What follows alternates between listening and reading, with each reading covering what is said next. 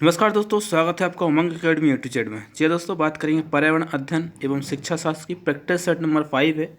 ये question paper इस प्रकार से आप लगाइए कि ये मान के चलिए आप परीक्षा हॉल में बैठे हुए हैं और जिस प्रकार से परीक्षा में प्रश्न पूछे जाते हैं उसी प्रकार से आपको सभी प्रकार के क्वेश्चन इससे मिलेंगे, चाहे वो शिक्षा शास्त्र के हों, चाहे वो पर्यावरण के हों, पर्यावरणीय अध्ययन के हों, भौतिक, फिजिक्स, केमिस्ट्री, हर एक प्रकार के क्वेश्चन आपको इस वीडियो के अंदर मिलने वाले हैं। जिस प्रकार का पैटर्न परीक्षा में होता है सेम टू सेम उसी प्रकार के। तो 30 क्वेश्चन आपको यहाँ पर मिलेंगे। 30 क्वेश्चन में से आपके कितने सही होते हैं वो आप अपनी परीक्षा की तैयारी भी जान सकते हैं इसके माध्यम से। आप मुझे कमेंट करके जरूर बताइए कि कितने क्वेश्चन जो है आपके 30 में से सही हुए हैं। ठीक है, बगैर टाइम वेस्ट किए सीधे क्वेश्चन पर चलते। पहला क्वेश्चन दिया है यहाँ पर, प्राथमिक स्तर पर पर्यावरण शिक्षण का उद्देश्य है। प्राथमिक शिक्षण, प्राथमिक स्तर की बात कर रही। ठीक है, मानवों की त्वचा के रंग और उनके कद में भिन्नता के कारणों के बारे में छात्रों को जानकारी देना, या फिर छात्रों को पर्यावरण से संबंधित सभी नवीन तथा जागरूक विचारों को सिखाना, या उनका परिचय तकनीकी से भरे संसार से कराना, या फिर उपयुक्त सभी। बहुत सारे बच्चों ने किया होगा ऑप्शन डी, क्योंकि दूसरा भी मिलता जुलता भी है अच्छा, लेकिन दूसरा प्राथमिक स्तर के लिए नहीं होता है। ठीक है, और बात रही तीसरे ऑप्शन की, तो उनका परिचय तकनीकी से भरे संसार से कराना। प्राथमिक स्तर पर इतना जोर नहीं देना है तकनीक पर, ये आप अच्छे से समझ लीजिए कि प्राथमिक स्तर पर बालकों को पर्यावरण से संबंधित सभी नवीन तथा जागरूक विचारों को सिखाना है। मतलब जो वहाँ पर अवेलेबल है उसी से ज़्यादातर बच्चों को अटैच करना है और उसके जरिए ही कुछ सिखाना। ठीक है, तो इसका जो सही आंसर होगा वो होगा ऑप्शन बी। इसमें जो तीसरा ऑप्शन है इसकी वजह से आप उपरोक्त सभी नहीं कर सकते, भाई दफ़ा दूसरा भी नहीं है इसका सही। ठीक है, तो इसका सही आंसर कौन सा, वो पहला नहीं है सही, तो पहला और तीसरा गलत हो जाएगा। इसका सही आंसर होगा ऑप्शन 20 का क्या हो जाएगा, सही जवाब होगा। पर्यावरण से संबंधित नवीन तथा जागरूक विचारों को सिखाना है। ठीक है, नेक्स्ट क्वेश्चन देखिए, ग्रीन हाउस गैस नहीं है। ग्रीन हाउस गैस नहीं है, कौन सी गैस नहीं है? Carbon dioxide, methane, nitrous oxide, या फिर आर्गन। ठीक है, तो इसका जो सही जवाब हो कौन सा, आर्गन। बहुत आसान क्वेश्चन है, इसके पहले भी आपने कई बार देखा होगा, कहीं ना कहीं पढ़ा होगा। यदि आपने नोट्स पढ़े होंगे एनसीईआरटी के, जो नोट्स मैंने बनाए हैं, उसके वीडियो बनाए थे, तो आपको बिल्कुल आसानी से आ गया होगा। नेक्स्ट क्वेश्चन देखिए, तीसरा क्वेश्चन देखिए क्या है, पर्यावरण, एक अच्छे पर्यावरण अध्ययन के पाठ्यक्रम में क्या नहीं होना चाहिए? अधिगमकर्ता के ज्ञानात्मक स्तर को निर्धारित करना, अधिगमकर्ता को पर्यावरण के महत्व का ज्ञान कराना, अधिगमकर्ताओं को पिछले ज्ञान के आधार पर नए ज्ञान सृजित करने के लिए बनाना, या फिर चौथा ऑप्शन है अधिगमकर्ताओं को उनके जीवन यापन के लिए ज्ञान और कौशल प्रदान करना। पहले क्वेश्चन अच्छे से देखिए, read the question carefully. Question को बहुत अच्छे से पढ़िए। क्या पूछा, नहीं होना चाहिए। क्या है, नहीं होना चाहिए। तो नहीं होना चाहिए कौन सा, डी, ऑप्शन डी इसका जो है वो क्या हो जाएगा, सही हो जाएगा। अधिगमकर्ताओं को उनके जीवन यापन के लिए ज्ञान और कौशल प्रदान करना, ये नहीं होना चाहिए, उद्देश्य नहीं होना चाहिए। बेसिक उद्देश्य ये नहीं है उसका कि वो अपने जो कौशल होगा वो जीवन यापन कैसे करेंगे, ये शुरुआती कक्षा में नहीं बताने हैं आपको। अब सिर्फ आप प्राथमिक स्तर पर उनका विकास चाहते हैं। ठीक है, नेक्स्ट क्वेश्चन देखिए, चौथा क्वेश्चन क्या दिया हो, कक्षा में प्रश्न पूछने का मुख्य उद्देश्य क्या है? बहुत सारे बच्चे हैं कक्षा में प्रश्न पूछते हैं, इसका मुख्य उद्देश्य क्या है? विद्यार्थी में जिज्ञासा को बढ़ाना, प्रत्येक विद्यार्थी की बुद्धि के स्तर की जांच करना, विद्यार्थियों को उनकी बुद्धि के स्तर का ज्ञान करवाना, या फिर इनमें से कोई नहीं। तो चौथा में सबसे पहले देखिए, विद्यार्थियों में जिज्ञासा को बढ़ाना। प्रश्न पूछने का मुख्य उद्देश्य होता है जिज्ञासा को बढ़ाना बच्चे के, कि यदि आपने कुछ प्रश्न पूछा है छात्रों से तो वो छात्र उस चीज़ के बारे में सोचें, ताकि उसके मन में जिज्ञासा हो कि आखिर सर ने ये पूछा था। तो यही जो एक उद्देश्य होता है प्रश्न पूछने का ही। ठीक है, तो इसका सही जवाब कौन सा हो जाएगा, ऑप्शन ए होगा। नेक्स्ट क्वेश्चन देखें, नेक्स्ट क्वेश्चन क्या है, पर्यावरण की पुस्तक में करके देखो और लिखें खंड में खंड को शामिल करने का उद्देश्य है। एक भाग होता है इसमें, पाठ होता है करके देखो और लिखो, ये एक भाग है, शामिल किया गया है। ठीक है, पर्यावरण की पुस्तक में क्यों शामिल किया गया, इसका उद्देश्य क्या है? विद्यार्थियों को परीक्षाओं के लिए तैयार करना, उनकी लेखन कला का विकास करना, उन्हें घर पर व्यस्त रखना, या फिर विद्यार्थियों को प्रत्यक्ष अनुभव प्रदान कराना। तो इसका जो सही जवाब होगा वो होगा ऑप्शन डी। कभी भी किसी परीक्षा के लिए तैयार नहीं करना है बच्चों को, कभी भी उनकी किसी भी एक कला का विकास नहीं करना है, घर में व्यस्त रखने के लिए कभी नहीं करना। ठीक है, इसका सही जवाब कौन सा होगा, ऑप्शन डी इसका सही जवाब हो जाएगा। नेक्स्ट क्वेश्चन देखिए, छठवां क्वेश्चन क्या है, कविताओं और कहानियों का शिक्षण विधि में प्रयोग मुख्य रूप से सहायता करता है। किस चीज़ की सहायता करता है? शिक्षण अधिगम प्रक्रिया की नीरसता को तोड़ने में, विद्यार्थियों के साहित्यिक और भाषाई कौशल का विकास करने में, विद्यार्थी में कल्पनात्मक और सृजनात्मक योग्यता का विकास करने में, उपरोक्त में से कोई नहीं। तो साहित्य, भाषा और ये इस नहीं होगा आंसर इसका। बहुत सारे बच्चों ने ये किया होगा, लेकिन जो कविता और कहानियों का जो शिक्षण में उपयोग किया जाता है वो मुख्य रूप से सहायता करता है कल्पनात्मक और सृजनात्मकता योग्यता विकसित करने के लिए। ऑप्शन डी इसका क्या होगा, सही जवाब होगा। जब बच्चे कहानी या फिर कविता सुनते हैं तो उसमें क्या होती है, कल्पना करने के आगे जा करके कौन सा वाक्य बोलना है, क्या करना है, उसी प्रकार से सृजन करते हैं वो, ठीक है। तो इसका विकास करना मुख्य रूप से इसका उद्देश्य होता है कविता और कहानियों का, ठीक है। नेक्स्ट क्वेश्चन देखिए, बहुत अच्छा क्वेश्चन है, आपने शायद नहीं देखा होगा, बहुत बार मिस कर जाते हैं। एग्रोफोबिया का क्या अर्थ है? ये एक क्वेश्चन पेपर जो है कम से कम 4-5 बुक देख करके उनमें से कंटेंट निकाल करके आपको देता हूँ, ताकि कोई सभी बहुत ज़्यादा क्वेश्चन रिपीट भी ना हो और कोई क्वेश्चन छूटे भी ना, ठीक है। ये एनसीईआरटी की जो आपकी अरिहंत है बहुत सारी बुकों में मिलेगा भी नहीं, ठीक है। बहुत सारे क्वेश्चन पेपर देखें और तब जा करके ये क्वेश्चन मिलते हैं ऐसे हर एक प्रकार के, ठीक है। तो वीडियो को लाइक जरूर कर दें, अपने दोस्तों के शेयर कर दें, और किसी प्रकार के सवाल हो तो वो भी आप कमेंट बॉक्स से कमेंट कर सकते हैं। क्वेश्चन क्या है, एग्रोफोबिया का क्या अर्थ होता है? सार्वजनिक स्थलों से भय, बड़े वृक्षों का भय, अजनबी लोगों का भय, खेत में लगी फसल से भय, ठीक है। तो इसका जो सही जवाब होगा वो कौन सा होगा, ऑप्शन ए। सार्वजनिक स्थलों से भय को कहा जाता है एग्रोफोबिया, ना कि बड़े वृक्षों से, ठीक है। इसका सही जवाब कौन सा होगा, ए ऑप्शन इसका क्या हो जाएगा, सही होता है। एग्रोफोबिया का मतलब होता है जो भीड़ भाड़ वाले इलाका से डर लगता है जिसको, वो क्या होता है, एग्रोफोबिया से पीड़ित होता है। नेक्स्ट क्वेश्चन देखिए, कौन सी भूमिकाएं सह पाठ्यक्रम गतिविधियों से मेल नहीं खाती है? क्या है, सह पाठ्य गतिविधियों से मेल नहीं खाती है? सामाजिक, नागरिक और सांस्कृतिक मूल्यों का विकास करना, पाठ्यक्रम से अतिरिक्त ज्ञान प्रदान करना, सहज ज्ञान के विकास के लिए एजेंट की भूमिका निभाना, व्यक्तिगत भिन्नताओं की पहचान करना। तो 8 का जो सही आंसर होगा वो कौन सा होगा, ऑप्शन बी, पाठ्यक्रम किससे अतिरिक्त ज्ञान प्रदान करना। जब सह पाठ्यक्रम की बात चल रही है तो पाठ्यक्रम के अतिरिक्त ज्ञान कैसे आएगा, ये बताइए। पाठ्यक्रम से अतिरिक्त नहीं होगा, पाठ्यक्रम से लगा हुआ होगा, ठीक है। तो इसका सही जवाब कौन सा हो जाएगा, ऑप्शन बी। क्वेश्चन क्या पूछा है, नहीं है, मेल नहीं खाता, यानी कि उद्देश्य नहीं है का, ठीक है।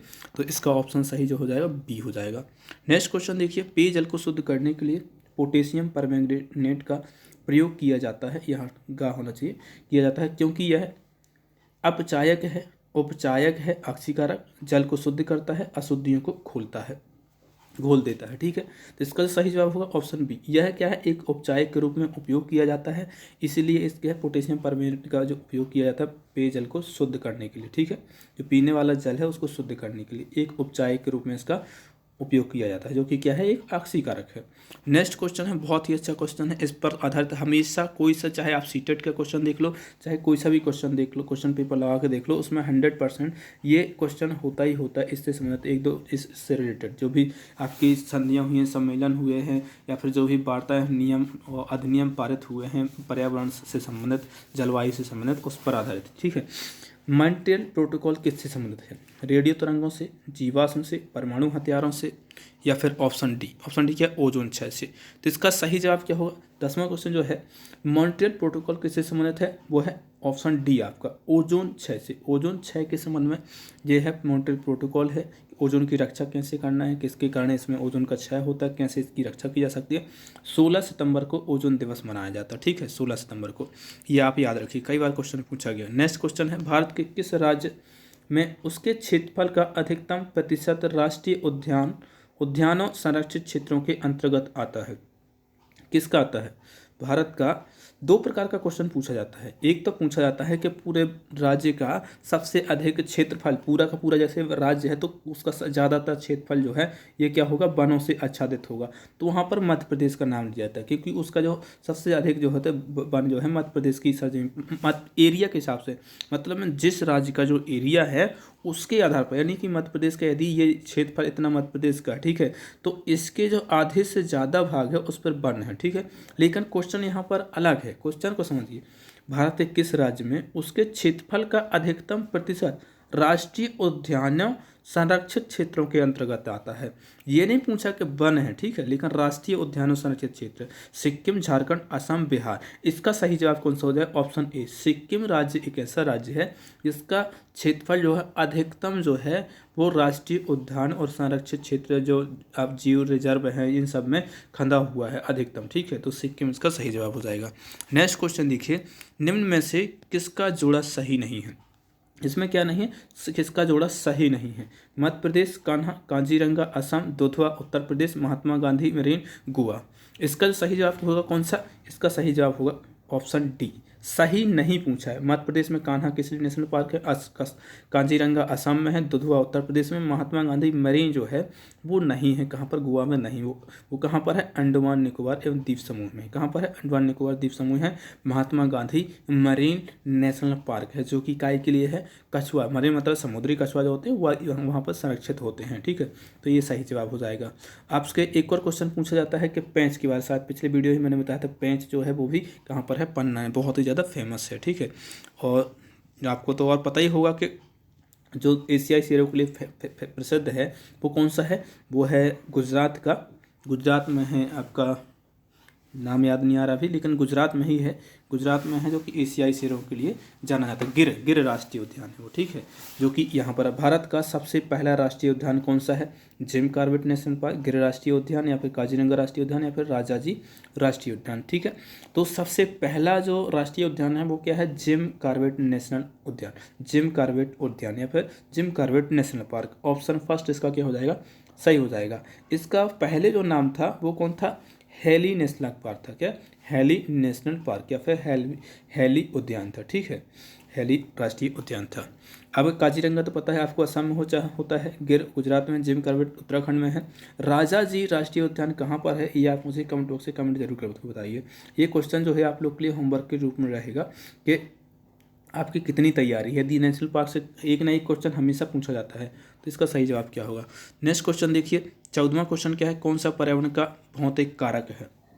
पर्यावरण का भौतिक कारक है पेड़ पौधे, वायु, मनुष्य, सूक्ष्म जीव। तो पहले नंबर तो आपको पता चाहिए भौतिक और अभौतिक क्या होता है, जीव और निर्जीव क्या होता है, ठीक है। तो भौतिक कारक पूछा गया है, सजीव कारक नहीं पूछा है। दो प्रकार के कारक होते हैं, एक तो सजीव होते हैं, एक निर्जीव होते हैं, या फिर भौतिक कर सकते हैं। तो पेड़ पौधे सजीव में आते हैं, मनुष्य सजीव में आता है, जीव सूक्ष्म जीव भी सजीव में आते हैं। भौतिक कारक जो है ये इसका सही जवाब हो जाएगा ऑप्शन बी। भौतिक कारक में आता है मृदा आती है, वायु आती है, ताप आता है, ऊष्मा आती है। ये क्या है? भौतिक कारक में जाते हैं, जो कि भौतिक विज्ञान के अंतर्गत पढ़े जाते हैं, ठीक है। नेक्स्ट क्वेश्चन है 15वां, पर्यावरण के कारक हैं। पर्यावरण के कारक हैं भौतिक कारक, जैविक कारक, सांस्कृतिक कारक, या फिर यह सभी। तो इसका सही जवाब होगा ऑप्शन डी, सभी। पर्यावरण के अंतर्गत सब कुछ आ जाता है, ठीक है। अब वो निर्जीव हो या फिर सजीव हो, सांस्कृतिक हो, धार्मिक हो, वो सभी क्या है? पर्यावरण के अंतर्गत आ जाते हैं। नेक्स्ट क्वेश्चन है, पर्यावरण के संदर्भ में कौन सा कथन सत्य नहीं है? क्या सत्य नहीं है? छांटना आपको। पर्यावरण अध्ययन के अंतर्गत मुख्य रूप से जलमंडल का अध्ययन किया जाता है। पर्यावरण अध्ययन का संबंध मानव स्वास्थ्य से भी है। पर्यावरण अध्ययन की शिक्षा की शुरुआत प्राथमिक कक्षा से होनी चाहिए, या फिर इनमें से कोई नहीं। तो इसका जो सही जवाब होगा वो कौन सा होगा? Option A. पर्यावरण अध्ययन के अंतर्गत मुख्य रूप से जलमंडल का अध्ययन किया जाता, ऐसा नहीं है। मुख्य रूप से किसी एक पर नहीं होता है, पर्यावरण के अंतर्गत सभी चीज़ों का अध्ययन किया जाए। मुख्य रूप से किसी पर डिपेंड नहीं है, या फिर किसी पर एक पर फोकस नहीं होता, ठीक है। तो इस कारण ये क्या है? ऑप्शन ए इसका सही हो जाएगा। नेक्स्ट क्वेश्चन देखिए, नेक्स्ट क्वेश्चन क्या है? पर्यावरण का जैविक कारक है। अभी देखो पूछा था भौतिक कारक, अब पूछा है क्या? जैविक कारक। जैविक कारक कौन सा? सूक्ष्म जीव, मिट्टी, राजनीतिक स्थिति, या फिर वायु। अभी इसके पहले वाला क्वेश्चन यदि आपने अच्छे देखा होगा अच्छे से, तो आपको पता था सूक्ष्म जीव क्या है? भौतिक कारक नहीं है। भौतिक कारक नहीं है, तो ये कौन सा कारक है? जैविक कारक है। पहला ऑप्शन इसका क्या हो जाएगा? सही हो जाएगा। नेक्स्ट क्वेश्चन देखिए, एक विद्यार्थी के पूर्व ज्ञान को पढ़ाए जाने वाली नई अवधारणा के साथ जोड़ने का उद्देश्य है। एक विद्यार्थी के पूर्व ज्ञान को जो पहले पढ़ाया गया है उसके ज्ञान के आधार पर नई अवधारणा का जोड़ने के साथ का उद्देश्य है। उसके लिए क्या करना चाहिए? और अधिक ज्ञान की चर्चा करना, विद्यार्थियों को व्यक्तिगत भिन्नता को समझना, अधिगम के स्थानांतरण को और अधिक आसान बनाना, अधिगमकर्ता की स्वतंत्रता को बढ़ावा देना। तो इसका जो सही जवाब होगा ऑप्शन सी, अधिगम के स्थानांतरण को और अधिक समान या फिर आसान बनाना है, ताकि जो पहले उसने सीखा उसी से रिलेटेड सीखे, ताकि वो बहुत अच्छे तरीके से उसको समझ सके। ठीक है, तो इसका सही जवाब होगा ऑप्शन थर्ड सी हो जाए। ठीक है, नेक्स्ट क्वेश्चन देखिए, बहुत अच्छा क्वेश्चन है। बड़े शहर सड़कों पर भारी संख्या में वाहनों के कारण पर्यावरण प्रदूषण की समस्या का सामना कर रहे हैं। पर्यावरण संरक्षण के लिए शहर के लोग व्यक्तिगत रूप से किस प्रकार अपना सहयोग दे सकते हैं। इस प्रकार का क्वेश्चन 101% पूछा ही जाता है परीक्षा में। टेट की परीक्षा में तो हमेशा पूछा जाता है, चाहे वो स्टेट टेट हो, सी टेट हो, KVS हो, NVS हो या DSSS हो। इसके लिए सही जब क्या पूछा है, व्यक्तिगत रूप से किस प्रकार से अपना सहयोग दे सकते हैं। आने जाने के लिए सार्वजनिक यातायात व्यवस्था का उपयोग करके, अक्सर घर से बाहर जाने से बचें, या फिर व्यक्तिगत वाहन जैसे स्कूटर, कार आदि नहीं रखने चाहिए। पर्यावरण सुरक्षित सीमा के लिए व्यक्तिगत वाहन से इंजन की नियमित रूप से जांच करवाकर। पर्यावरण सुरक्षित सीमा के लिए व्यक्तिगत वाहन के इंजन की नियमित रूप से जांच करा करके। इसका जो सही जवाब होगा वो कौन सा हो जाएगा, ऑप्शन ए। आने जाने के लिए आप सार्वजनिक जो यातायात है, सार्वजनिक जो ट्रेन है, बस है, जो कि सार्वजनिक रूप से चलते हैं, उसका उपयोग करके पर्यावरण की मदद कर सकते हैं। अपने वाहन रखना ही पड़ेगा, क्योंकि कुछ ना कुछ ऐसी इमरजेंसी आ जाती है कि जिसकी वजह से अपन को क्या है, अपने वाहन से जाना पड़ता है। और घर से बाहर ऐसा तो हो नहीं सकता कि हमेशा लॉकडाउन में ही रहें या फिर बंद ही रहें घर में, तो ये तो गलत हो जाएगा। व्यक्तिगत सीमा, सुरक्षा सीमा के लिए व्यक्तिगत वाहन के इंजन की, व्यक्तिगत वाहन, ये देखिए यहाँ पर अपने इंजन की बात, व्यक्तिगत के लिए व्यक्तिगत वाहन के इंजन, व्यक्तिगत जो वाहन है उसके इंजन की नियमित रूप से जांच तो करवाना ही है, लेकिन ये जो है पहला ऑप्शन ज़्यादा सटीक है, इसलिए इसका पहला आंसर जो है सही हो जाएगा। नेक्स्ट क्वेश्चन है, पर्यावरण अध्ययन के अध्यापक द्वारा तैयार प्रश्नों में निम्न में से किस पर बल दिया जाना चाहिए। उद्देश्य एवं विषय वस्तु को शामिल करने पर, विषय वस्तु को शामिल करने तथा कुल अंकों पर, प्रश्न पत्र की लंबाई तथा उसके उद्देश्य पर, कुल अंकों और प्रश्न पत्र की लंबाई पर। तो इसका जो सही जवाब होगा ऑप्शन ए। क्या करना चाहिए, जो भी प्रश्न पत्र बनाता है शिक्षक, अध्यापक, उसका जो उद्देश्य क्या है और उसकी जो विषय वस्तु क्या है, उसी पर आधारित ही प्रश्न पत्र बनाया जाता है। कई बार आपने बड़े बड़े एग्जाम में देखा कुछ क्वेश्चन निरस्त कर दिए जाते हैं, तो क्यों, क्योंकि वो आउट ऑफ कोर्स दिए जाते हैं। ठीक है, तो इसीलिए इसका सही जवाब क्या है, ऑप्शन ए। शिक्षण अधिगम प्रक्रिया में एक शिक्षक द्वारा कौन सी विधि का प्रयोग नहीं करना चाहिए। शिक्षण अधिगम प्रक्रिया में एक शिक्षक द्वारा कौन सी विधि का प्रयोग नहीं करना चाहिए। भूमि निर्वहन, समस्या समाधान, वास्तविक जीवन के उदाहरण, पाठ्य पुस्तक पढ़ना। जो जब शिक्षण अधिगम प्रक्रिया में एक शिक्षक द्वारा कौन सी विधि का प्रयोग नहीं करना चाहिए, तो पाठ्य पुस्तक पढ़ना। जो शिक्षण अधिक्रम होता है उसमें भूमिका निर्माण होता है, समस्या समाधान होता है, वास्तविक जीवन के उदाहरण दिए जाते हैं। जो नहीं होता है वो क्या है, पुस्तक पढ़ना। पुस्तक पढ़ने से बच्चों को, शिक्षक यदि पुस्तक पढ़ेगा तो उससे क्या मिलेगा, कुछ नहीं होगा। इसलिए क्या है, जितनी ऊपर के 3 होने चाहिए और नहीं करना चाहिए वो क्या है, पाठ्य पुस्तक पढ़ना। ठीक है, पर प्राथमिक स्तर के लिए अपन स्टडी कर रहे हैं या फिर तैयारी कर रहे हैं, तो इसमें प्राथमिक स्तर पर पुस्तक पढ़ना जरूरी नहीं है, जितना कि भूमिका निर्माण, समस्या समाधान, वास्तविक जीवन के उदाहरण देना जरूरी है। ठीक है, तो ऑप्शन डी इसका क्या हो जाएगा, सही हो जाएगा। नेक्स्ट क्वेश्चन देखिए, कौन सा 22वां क्वेश्चन, पर्यावरण की अवधारणाओं के सामूहिक अधिगम का मूल्यांकन केंद्रित होना चाहिए। किस पर केंद्रित होना चाहिए, परिणामों की सफलता पर, अंतर्व्यक्तिक गुणों पर, या फिर समूह में प्रत्येक बालक के कार्य पर, या फिर समय जिसके अंतर्गत कार्य को पूरा किया जाता है। क्वेश्चन नंबर 22, क्वेश्चन को सबसे पहले अच्छे से समझिए। पर्यावरण की अवधारणाओं के सामूहिक अधिगम का मूल्यांकन केंद्रित होना चाहिए अंतः व्यक्तिक गुणों पर। कैसा होना चाहिए, अंतः व्यक्तिक गुणों पर होना चाहिए। तो दूसरा ऑप्शन इसका क्या हो जाएगा, सही हो जाएगा। नेक्स्ट क्वेश्चन है, भूमिका निर्वाह गतिविधियां सहायता करती हैं। कैसे सहायता करती हैं, प्रसिद्ध लोगों की भूमिका सीखने में, छात्रों को कक्षा में संलग्न रखने में, अधिगम में छात्रों की सक्रिय भागीदारी सुनिश्चित करने में, या फिर दुनिया में महान काम करने वाले लोगों को महत्व देने में। तो इसका जो सही जवाब होगा वो होगा ऑप्शन सी, अधिगम में छात्रों की सक्रिय भागीदारी सुनिश्चित। भूमिका निर्वाह, जब आप किसी छात्र को कुछ कार्य देंगे उसमें उसकी भूमिका होगी तो वो क्या होगा, सक्रिय रहेगा उसमें। ठीक है, तो सही बिल्कुल सटीक आंसर होगा ऑप्शन सी। नेक्स्ट क्वेश्चन देखिए, एक अध्यापक को पता लगा कि उसकी, यहाँ पर उसकी सकी नहीं है, क्या है, उसकी कक्षा में एक छात्र को वर्तनी, लिखाई और पठन में कठिनाई है। यह छात्र किससे पीड़ित है?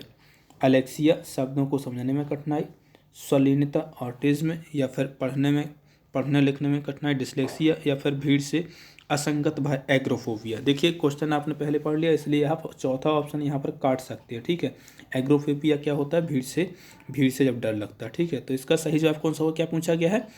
वर्तनी, लिखाई और पठन की जहाँ पर बात आ जाती है वहाँ पर क्या होता है? डिसलेक्सिया। क्योंकि मैंने इसके जो डिसलेक्सिया जितनी भी अधिगम विकार है उसके लिए अच्छे से बताया बाल विकास में, क्या है उसकी ट्रिक बताई है मैंने, हर एक प्रकार की जो डिसलेक्सिया होता है, एलेक्सिया, एग्रोफो डिसलेक्सिया, अफेजिया, डिसफेजिया, ट्रिक है पूरी की पूरी। तो जब डिसलेक्सिया, लैग से अपन कहा जाते हैं, स्कूल जाते हैं, काय के लिए आते हैं? पढ़ने के लिए आते हैं, साथ साथ लिखने के लिए भी हो जाएगा। ठीक है, नेक्स्ट क्वेश्चन देखिए, कौन सा माध्यम विद्यार्थियों का ध्यान गरीबी, निरक्षरता और भेदभाव जैसे सामाजिक मुद्दों की तरफ खींचने के लिए सबसे उचित होगा?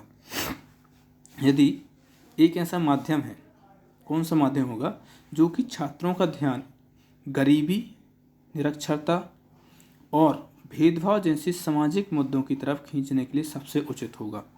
विद्यार्थियों से उनके आस पड़ोस में सामाजिक समस्याओं का सर्वे करने तथा उन आंकड़ों की चर्चा उनके सहपाठियों से करने के लिए, विद्यार्थियों को समाज की बुराइयों का एक डायग्राम दिखाना, विद्यार्थियों को सामाजिक बुराइयों पर पोस्टर बनाने के लिए कहना, समाज की समस्या पर एक व्याख्यान देने के लिए।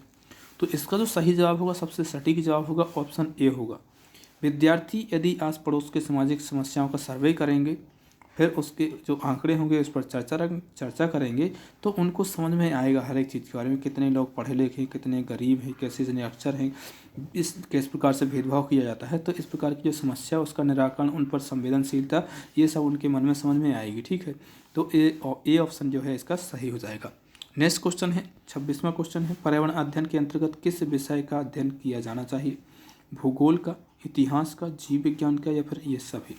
26 का ऑप्शन डी इसका क्या हो जाएगा? सही हो जाएगा। इन सभी विषयों का अध्ययन किया जाना चाहिए पर्यावरण के अंतर्गत। इसीलिए अब पर्यावरण जो है बहुत ही इंपॉर्टेंट चैप्टर हो गया आपका, और इसीलिए पर्यावरण के जो अभी 5वां प्रैक्टिस सेट है, इसी प्रकार से आपको 5 और मिल जाएंगे, ताकि आपकी जो तैयारी है वो एकदम 100% हो जाए। 30 आउट ऑफ 30 की तैयारी कराने वाला हूँ। ठीक है, नेक्स्ट क्वेश्चन है, जीवन प्रक्रियाओं का कौन सा युग्म पेड़ पौधे और जीव जंतुओं दोनों में पाया जाता है? मतलब जीवन की जो प्रक्रियाएं हैं उनमें ऐसा कौन सा युग्म है जो पेड़ पौधों में भी पाया जाता है और जीव जंतुओं में भी पाया जाता है? ठीक है, तो इसका सही जवाब कौन सा होगा? वृद्धि और भोजन बनाना, प्रजनन और भोजन बनाना, प्रजनन और अंकुर, प्रजनन, वृद्धि और प्रजनन। ठीक है, तो इसका जो सही आंसर होगा वो कौन सा होगा? Option D. अब मैं बताता हूँ कैसे। वृद्धि होती है, मनुष्य में भी होती है, पेड़ पौधों में भी होती है, लेकिन भोजन बनाना, भोजन खाना नहीं है, भोजन बनाना। ठीक है, भोजन कौन बनाता है? पेड़ पौधे बनाते हैं। मनुष्य भोजन नहीं बनाता, मनुष्य उपभोग करता है। ठीक है, पेड़ पौधे जो होते हैं वो उत्पादक होते हैं, मनुष्य जो होता है वो उपभोक्ता होता है। ठीक है, प्रजनन और भोजन बनाना, प्रजनन होता है पौधों में भी होता है, मनुष्य में भी होता है, लेकिन भोजन बनाना मनुष्य में नहीं होता। ठीक है, प्रजनन और अंकुरण, प्रजनन होता है मनुष्य में और पेड़ पौधों में, लेकिन अंकुरण जो होता है सिर्फ पौधों में होता है। ठीक है, लास्ट क्वेश्चन, वृद्धि और प्रजनन, वृद्धि भी होती है, प्रजनन भी होता है, मनुष्य में भी, पेड़ पौधों में भी, दोनों में होता है, ये चीज़ कॉमन है। ठीक है, तो ऑप्शन डी इसका क्या हो जाएगा? सही हो जाएगा। किस प्रकार से आपका प्रैक्टिस सेट लगा है, कितने क्वेश्चन आपके सही हुए, जो आप पूछे कमेंट बॉक्स से कमेंट करके जरूर बताइए। नेक्स्ट क्वेश्चन है, टूटता तारा उल्का है क्या है? एक तारा जिसके एक सिरे पर पूंछ होती है, उल्काव जो पृथ्वी के वायुमंडल में प्रवेश करते ही आग पकड़ लेता है, एक समान गति से चलने वाला तारा, एक चमकता पिंड जो वायुमंडल में एक समान गति से चलता है। देखिए ये सभी के सभी जो क्वेश्चन हैं, C TET, UP TET, Punjab TET और जो आपका Bihar TET, Chhattisgarh TET, MP TET, किसी न किसी परीक्षा में पूछे ही गए हैं। हर एक प्रकार के जो क्वेश्चन हैं पूछे गए इसी प्रकार से। ठीक है, थोड़ी सी लैंग्वेज चेंज हो सकती है क्योंकि टाइपिंग करने में बहुत ज़्यादा समझ लगती है, इसलिए बहुत लेंथी टाइपिंग नहीं करता मैं। ठीक है, लेकिन सफिशिएंट इतना करता हूँ जिस प्रकार से परीक्षा में पूछे जाते हैं उसी प्रकार से आपको दे सकूँ। ठीक है, तो 28 का इसका जो सही जवाब होगा ऑप्शन क्या होगा? बी इसका सही हो जाए। उल्काव जो पृथ्वी के वायुमंडल में प्रवेश करते ही आग पकड़ लेता है। जैसे कि उल्काव जो होता है वो वायुमंडल की दूसरे उसमें रहता है, ठीक है, बाहर रहता है। तो जैसे ही पृथ्वी के गुरुत्वाकर्षण के कारण वो खिंचता है, जैसे ही वायुमंडल में प्रवेश करता है इतनी तेज गति से आता है, इतनी तेज गति से आता है, वो हवाएं भी इतनी तेज चल रही होती हैं कि वो क्या है, आग पकड़ लेता है। इसलिए वो क्या है, चमकता हुआ दिखता है, ठीक है, तो उसी को बोला जाता है टूटता तारा। तो अच्छे से कंफर्म कर लीजिए, 100% क्वेश्चन जो है ये पूछा जाता है इस प्रकार का, ठीक है। उल्काप जो पृथ्वी के वायुमंडल में प्रवेश करते ही आग पकड़ लेता है, वो क्या है, टूटता तारा या फिर उल्का कहलाता है। नेक्स्ट क्वेश्चन है, कांडला बंदरगाह स्थित है। पूरे के पूरे बंदरगाह, जितने भी बंदरगाह हैं, 5 मिनट का वीडियो यदि आप देखेंगे प्लेलिस्ट में जाकर के, इंडिया जीके की प्लेलिस्ट बनाई है मैंने एक, है उसमें बंदरगाह के बारे में बताया है, इम्पोर्टेंट पॉइंट के बारे में बताया है। यदि वो वीडियो देख लेंगे इसके बाद में आपको बिल्कुल नहीं भूलने वाला है कि कौन सा बंदरगाह है, कहाँ पर है, बिल्कुल बेसिक से बेसिक जानकारी दी है आपको, हर एक फैक्ट बताया है। कांडला बंदरगाह कहाँ पर है, मैंने बताया था, जहाँ पर कांडांड हो जाता है वहाँ पर लोग क्या हो जाते हैं, गुजर जाते हैं, यानी कि गुजर गए हैं, मतलब मर जाते हैं, ठीक है। तो कांडला बंदरगाह कहाँ पर है, गुजरात में। कहाँ पर है, गुजरात में है। तो इसका सही जवाब कौन सा हो जाएगा, गुजरात है। और बहुत सारे, उड़ीसा है जहाँ पे पारादीप है, पश्चिम बंगाल, मुंबई है, मुंबई में भी एक बंदरगाह है, वो कौन सा है वो आप मुझे कमेंट बॉक्स से कमेंट करिए। ये क्वेश्चन तो कितनी बार सीटेट के एग्जाम में देखने को मिला है, और रीट के एग्जाम में तो धरा ही होता है, ठीक है। पुष्कर मेला कहाँ आयोजित किया जाता है, कोलकाता पश्चिम बंगाल, अजमेर राजस्थान, सोनपुर बिहार और नीमच मध्य प्रदेश, ठीक है। तो ये जो क्वेश्चन है 30 क्वेश्चन, इसका सही जवाब कौन सा होगा, ऑप्शन बी। पहले क्वेश्चन पूछा जाता था कहाँ, कि किस राज्य में आयोजित होता है, तो राजस्थान। इसके बाद में अब क्वेश्चन पूछा जाएगा और गहराई से, कहाँ पर होता है, अजमेर में। देखिए पहले जो कंपटीशन था बहुत कम था, अब कंपटीशन बहुत अधिक हो गया है, इसलिए तैयारी आपको थोड़ी सी डीपली करनी पड़ी है, क्वेश्चनों को लगाना पड़ेगा, प्रैक्टिस सेट को लगाना पड़ेगा, क्वेश्चन को समझना पड़ेगा। और 30 क्वेश्चन में से कुछ क्वेश्चन ऐसे होंगे जो आपको आते हैं, ज़्यादातर क्वेश्चन आपसे आते थे, लेकिन जो क्वेश्चन 2-4 क्वेश्चन या फिर 5 क्वेश्चन जो नहीं आते थे, उसको आप एक अलग रजिस्टर बना लीजिए, पर्यावरण अध्ययन इंपोर्टेंट नोट, उसमें जो 5 क्वेश्चन बचे हुए हैं, 4 क्वेश्चन बचे हुए हैं, उनको लिख लीजिए, ताकि दोबारा आपको यदि कभी क्वेश्चन पेपर आपको देखने को मिल जाए तो उसमें आपको पूरे के पूरे सही हो, ठीक है। तो इस प्रकार से आपके ये 30 क्वेश्चन कंप्लीट होते हैं यहाँ पर। उम्मीद है वीडियो पसंद आया होगा। वीडियो पसंद आया है तो वीडियो को लाइक कीजिए, अपने दोस्तों को शेयर कीजिए, और चैनल को यदि सब्सक्राइब नहीं किया तो सब्सक्राइब कर लीजिए। मिलते हैं एक नई वीडियो में, तब तक के लिए नमस्कार।